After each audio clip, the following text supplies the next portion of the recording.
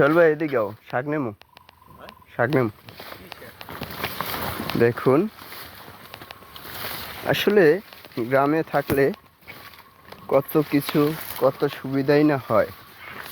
আজকে আমি এই দেখুন কি সুন্দর বেগুন হয়েছে, পেঁপে গাছ লাগানো হয়েছে। এই এখানে আবার লাল শাক আছে, নাডাঙ্গ শাক এটাকে বলে, ছোট ছোট বেগুন ধরছে।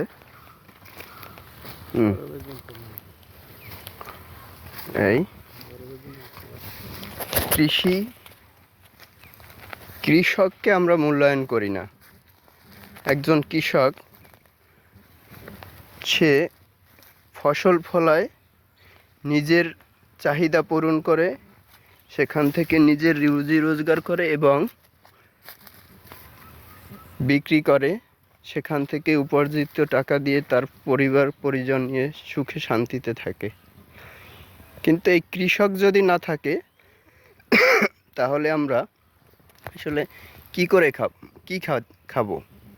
আমরা শাকসবজি যদি একজন কৃষক বা সকল কৃষকরা মিলে যদি আজকে বলে যে আমরা আর কৃষি করব না, তাহলে আসলে আমাদের খাওয়ার মতো কিছু তো থাকবে না।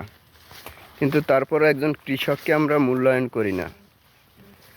আসুন আমরা সবাই কৃষককে মূল্যায়ন করি, কৃষককে সম্মান করি। কৃষককে সম্মান করলেই দেখুন কি সুন্দর একটি পাকা পেঁপে, অসাধারণ। সবাই আমরা কৃষকের মূল্যায়ন করি, কৃষকের সম্মানে কাজ করি, কৃষককে মর্যাদা দেই, তাহলেই একটি সুন্দর বাংলাদেশ গড়ে উঠবে। আমরা কৃষককে তার প্রাপ্য সম্মানটুকু ফেরত দেব আশা করি।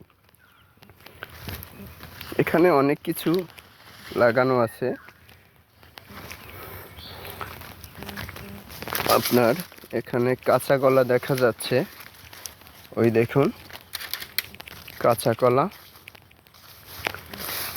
এই কি সুন্দর আনাজি কলা হয়েছে, দেখতেও সুন্দর,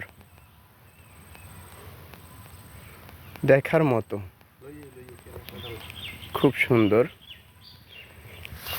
চারদিকে এখন আমি আরেকটি কৃষি দেখাবো, যেটা দেখলে খুবই ভালো লাগে। দেখুন এই ভুট্টা গাছ, এখানে অনেক ভুট্টা হয়েছে।